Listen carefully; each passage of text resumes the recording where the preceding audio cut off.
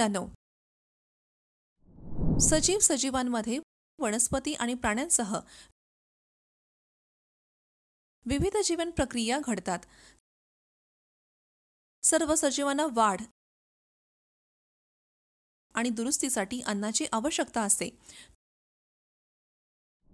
तुम्ही यापूर्वीच्या वर्गामध्ये वेगवेगळ्या सजीवांना त्यांचे अन्न कसे मिळते याबद्दल शिकले आहे.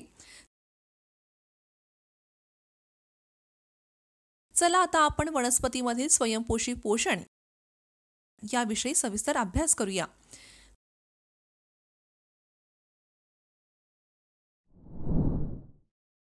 तुम्हाला 10वीच्या जीवशास्त्राच्या जीवन प्रक्रिया या धड्यातील स्वयंपोषी पोषण या विषयाची माहिती देणार आहे.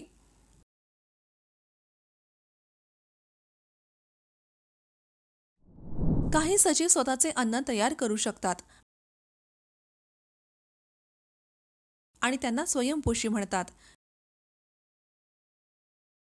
यामध्ये हिरव्या वनस्पती आणि काही जीवाणू समाविष्ट आहेत.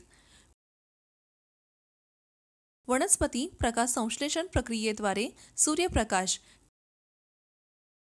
कार्बन डायऑक्साइड आणि पाणी वापरून आपले अन्न तयार करतात. त्यामुळे वनस्पती सर्व सजीवांसाठी सार्वत्रिक अन्न पुरवठादार आहेत.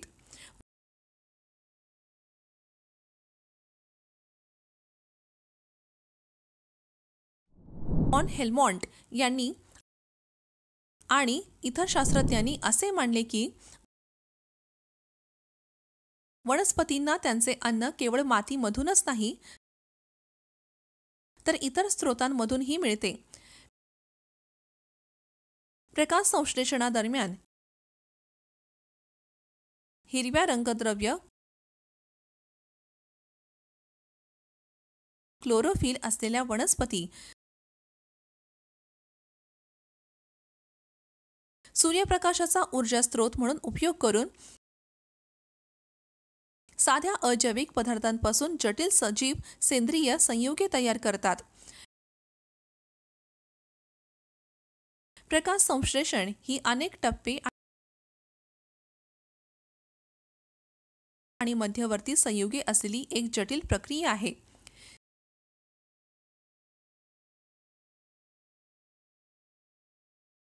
C.B. व्हॅन नील यांनी 1931 मध्ये प्रकाश संश्लेषणाची प्रक्रिया एका समीकरणाच्या स्वरूपात स्पष्ट केली.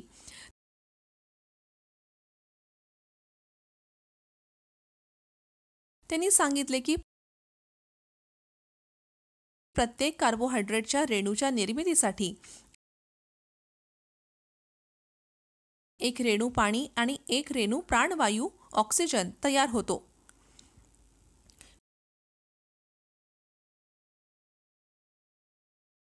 शिकण्याचे उद्दिष्ट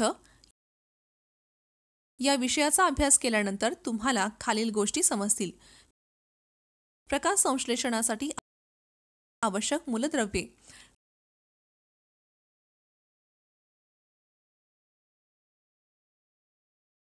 क्लोरोप्लास्टची संरचना आणि कार्ये,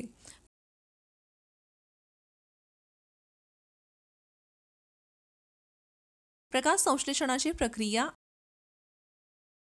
आणि त्याचे कार्यप्रणाली,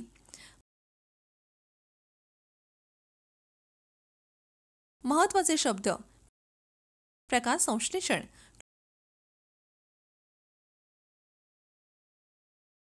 क्लोरोप्लास्ट, क्लोरोफिल, ग्रॅना, स्ट्रोमा, प्रकाश प्रतिक्रिया, अंधार प्रतिक्रिया, स्टोमॅटा, स्टार्च, सेल्युलोज. चला वनस्पतींचे पोषण आणि त्याची उदाहरणे या संकल्पना नकाशात पाहूया.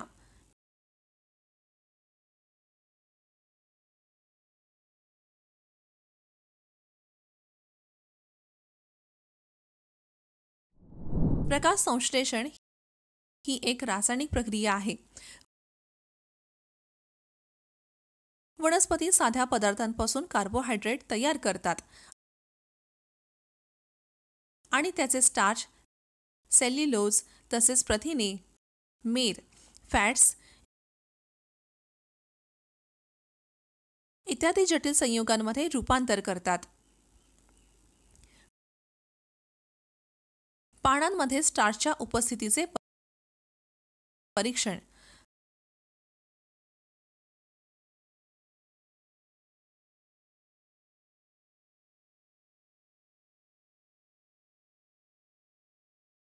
सूर्यप्रकाशात ठेवलेल्या वनस्पतीचे एक पान घेऊया. पाणी प्रथम पाण्यात आणि नंतर टेस्ट ट्यूबमध्ये मिथिलेटेड स्पिरिटमध्ये उकळूया.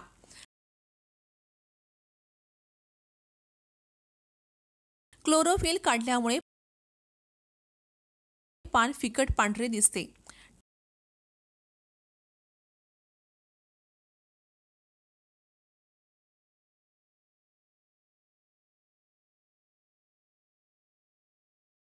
टेस्ट ट्यूबमधून पान हलकेच काढून ब्रशच्या मदतीने निरीक्षण करा.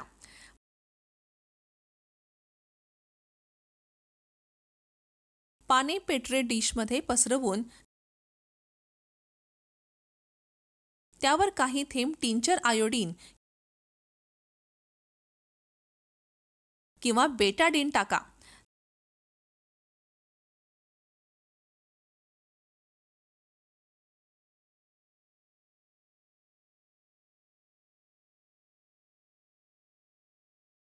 स्टार्चच्या उपस्थितीमुळे पान निळसर काळसर रंगाचे होते.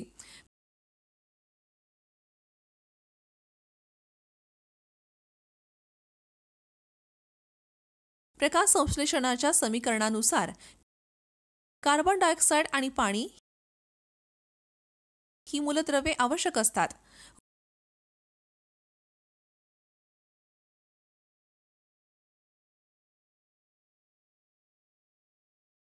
वॉन हेल्मॉट यांनी सिद्ध केले की वनस्पतींच्या वाढीसाठी पाणी आवश्यक आहे. जोसेफ प्रिस्टली 1733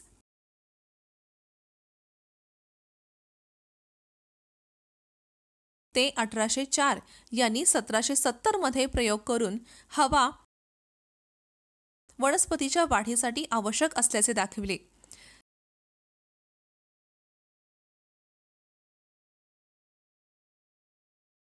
– 1774 मध्ये प्रिस्टली यांनी ऑक्सिजनचा शोध लावला आणि 1775 मध्ये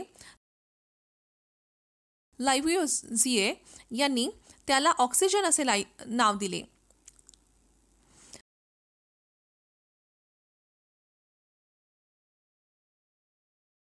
प्रिस्टली यांनी पाहिले की बंद बेल जारमध्ये जळणारी मेणबत्ती लवकर विझते.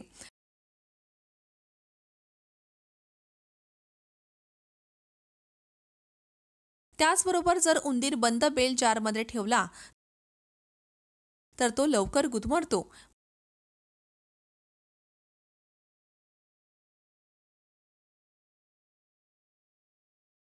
परंतु जेव्हा त्यांनी त्या बेल जारमध्ये पुदिन्याचे रोप ठेवले तेव्हा उंदीर जिवंत राहिला आणि मेणबत्तीही जळत राहिली.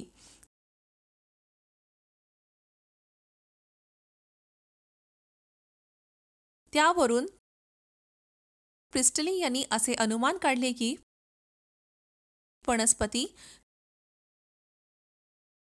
श्वासोश्वासाने आणि जळत्या मेणबत्तीमुळे कमी झालेली हवा पुन्हा ताजी करतात. या प्रयोगाने सिद्ध झाले की हवेमध्ये गॅसचे आदानप्रदान सुरू असते. वनस्पती असा एक गॅस सोडतात जो ज्वलनास मदत करतो आणि प्राण्यांच्या जगण्यासाठी आवश्यक असतो.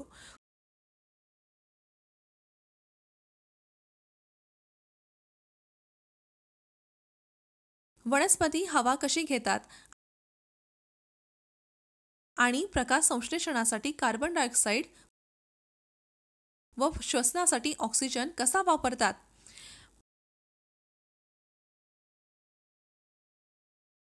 पानावरील स्टोमॅटा आणि खोड, मुळांवरील सैल ऊतींमधून मोठ्या प्रमाणात गॅसचे आदान प्रदान होते.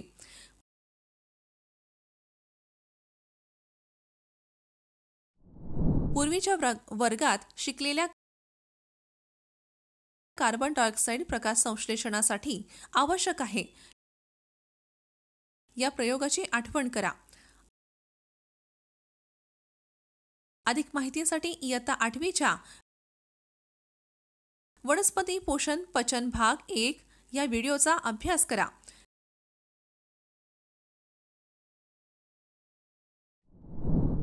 वनस्पती एच्या कुंडीत ठेवलेले पोटॅशियम हायड्रॉक्साईड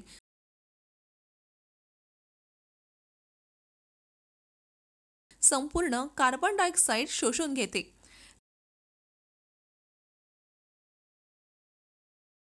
त्यामुळे ही वनस्पती प्रकाश संश्लेषण करू शकत नाही.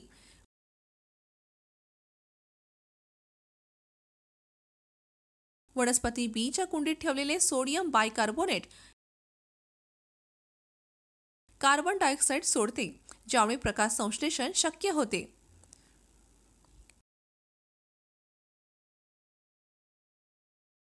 प्रकाश आणि प्रकाश संश्लेषण.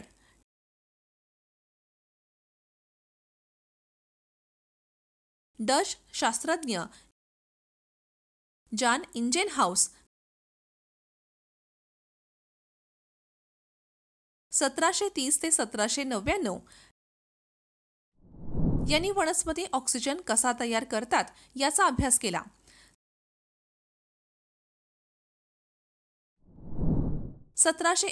मध्ये त्यांनी लक्षात घेतले की हे फक्त प्रकाशाच्या उपस्थितीत घडते.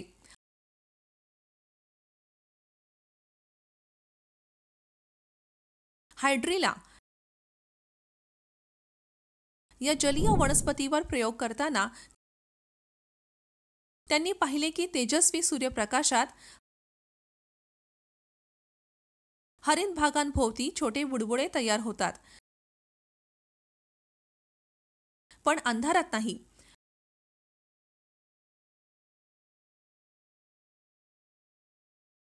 या बुडबुड्यांमध्ये ऑक्सिजन वायू असल्याचे त्यांनी शोधले.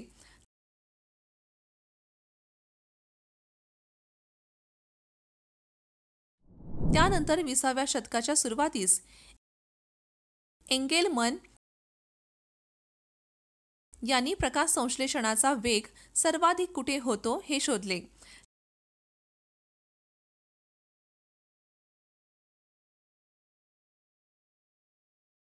त्यांनी एक प्रकारच्या शेवाळाला वेगवेगळ्या रंगाच्या प्रकाशासमोर ठेवले. तेव्हा त्याने ऑक्सिजन संवेदनशील जीवाणूंचा वापर केला आणि पाहिले की जीवाणू लाल आणि निळ्या प्रकाशाच्या भागांजवळ गोळा होतात. या संशोधनामुळे प्रकाश संश्लेषणावर प्रकाशाचा प्रभाव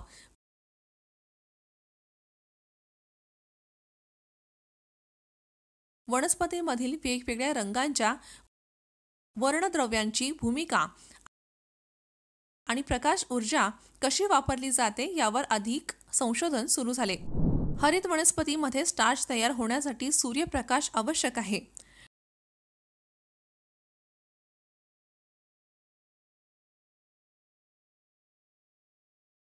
डिस्चार्ज केलेली पाने असलेली एक कुंडीतील वनस्पती घ्या.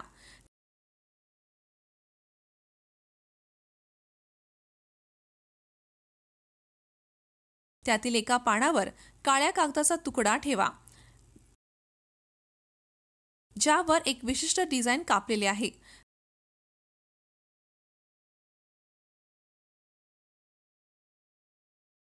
कागद अशा प्रकारे लावा की प्रकाश त्या झाकलेल्या भागात प्रवेश करू शकणार नाही. ही कुंडी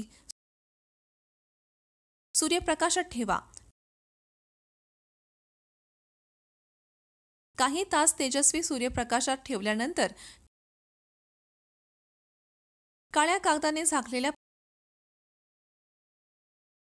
पानावर स्टार्चच्या उपस्थितीची चाचणी करा.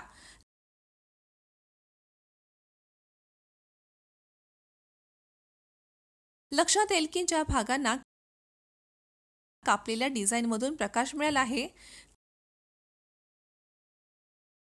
तेच भाग निळसळ काळे होतात, जे स्टार्चच्या उपस्थितीत पुष्टी करतात.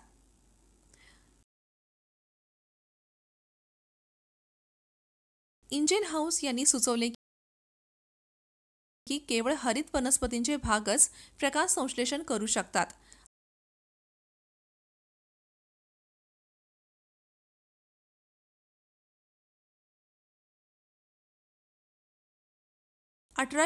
मध्ये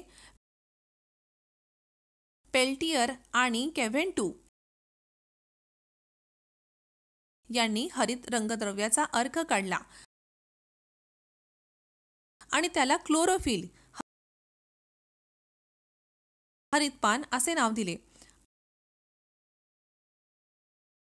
1883 मध्ये ज्युलियस वॉन सॅक्स यांनी निरीक्षण केले की वनस्पतीच्या पेशींमध्ये क्लोरोफिल संपूर्ण पेशीत पसरलेले नसून काही विशिष्ट पेशी अंगात असते. या पेशी अंगांना क्लोरोप्लास्ट असे नाव देण्यात आले.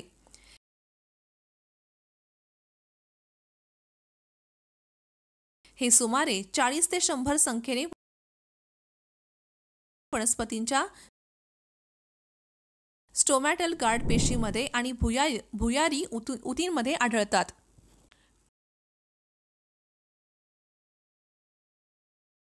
क्लोरोप्लास्टमध्ये 3 स्तर असतात. तिसरा स्तर पंधाणी स्वरूपाच्या संरचनेत असतो. त्याला ग्रॅनम म्हणतात आणि तो सौर ऊर्जा शोषून घेतो. मध्यभागी द्रवाने भरलेला भाग स्ट्रोमा म्हणून ओळखला जातो.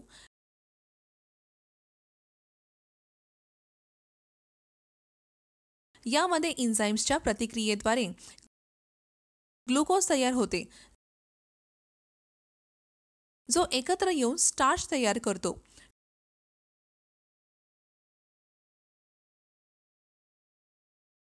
क्लोरोप्लास्टमध्ये असलेले प्रकाश संश्लेषक रंगद्रव्य सूर्यप्रकाश पकडतात आणि त्यांचे अनेक प्रकार असतात.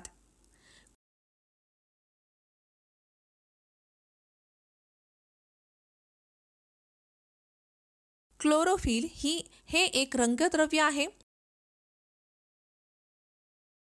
ज्यामध्ये मॅग्नेशियम अणू असतो. क्लोरोफिलचे 2 प्रमुख प्रकार आहेत. क्लोरोफिल ए जो निळसर हिरव्या रंगाचा असतो आणि क्लोरोफिल बी जो पिवळसर हिरव्या रंगाचा असतो. सुमारे 250 ते 400 रंगद्रव्य अणू एकत्र येऊन प्रकाश ग्रहण करणारी संकल्पना किंवा प्रकाश संश्लेषण घटक तयार करतात. अशा अनेक घटकांची एकत्रित क्रिया प्रकाश संश्लेषणामध्ये होते. प्रकाश संश्लेषण हा बहुस्तरीय प्रक्रिया आहे ज्यामध्ये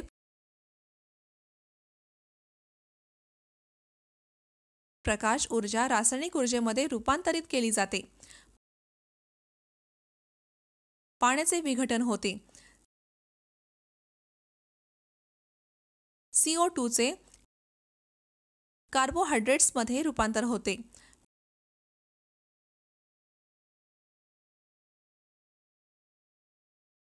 प्रकाशातून मिळणारी ऊर्जा या प्रतिक्रिया अंधारातही सुरू ठेवण्यासाठी मदत करू शकते. प्रकाश आधारित प्रतिक्रिया ही सूर्यप्रकाशाच्या उपस्थितीत ग्रॅना भागात घडते. ही अवस्था प्रकाश रासायनिक अवस्था म्हणून ओळखली जाते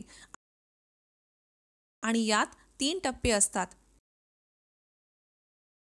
पहिला टप्पा, क्लोरोफिलला जेव्हा प्रकाश ऊर्जा मिळते तेव्हा तो सक्रिय होतो आणि फोटॉन प्रकाश ऊर्जा युनिट शोषून घेतो. फोटॉन हा प्रकाश ऊर्जेचा सर्वात लहान एकक आहे. दुसरा टप्पा, ही ऊर्जा पाण्याचे विभाजन करण्यासाठी वापरली जाते, ज्यामुळे हायड्रोजन H+ आणि हायड्रॉक्सिल OH- आयन तयार होतात. ही प्रक्रिया फोटोलायसिस म्हणून ओळखली जाते.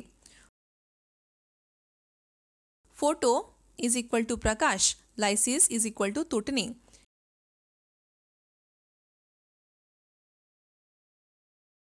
ही क्रिया हिल यांनी शोधली होती आणि तिला हिल प्रतिक्रिया असे नाव दिले गेले होते. तिसरा टप्पा, OH- आयन जलद रासायनिक बदलांमध्ये भाग घेतात आणि त्यातून पाणी व ऑक्सिजन तयार होतो.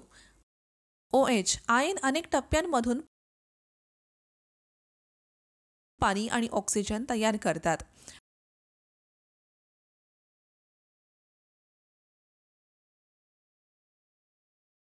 पाणी वनस्पतीमध्ये वापरले जाऊ शकते, परंतु ऑक्सिजन वातावरणात सोडला जातो. H+ आयन पुढे गडद प्रतिक्रियांमध्ये भाग घेतात.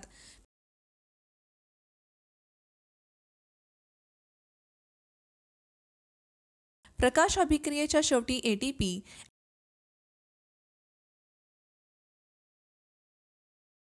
एंटोनोसिन ट्रायफॉस्फेट आणि NADPH निकोटिनामाइड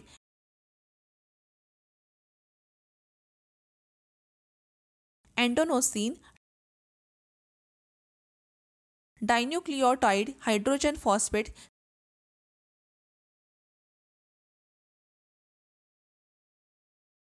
सारखी ऊर्जा समृद्ध संयुगे तयार होतात.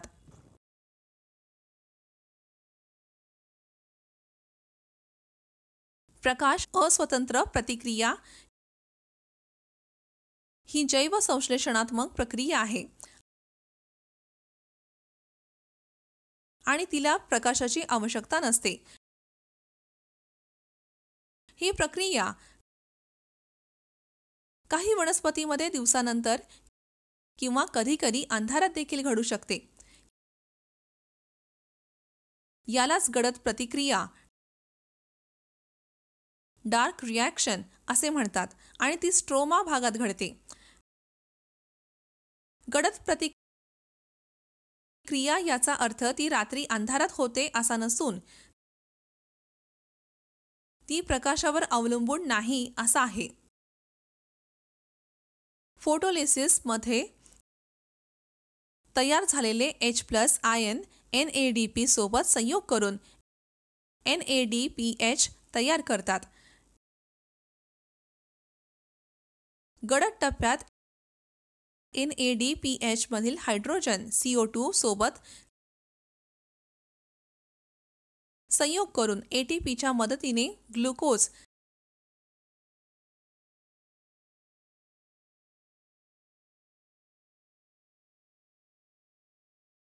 C6H12O6 तयार करतो. ही प्रक्रिया अनेक टप्प्यांमध्ये होते आणि त्यात रिब्युलोज बिसफॉस्फेट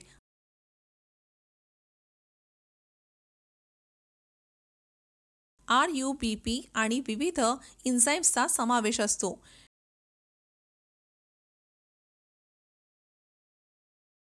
शेवटी तयार झालेला ग्लुकोज स्टार्चमध्ये रूपांतरित होतो.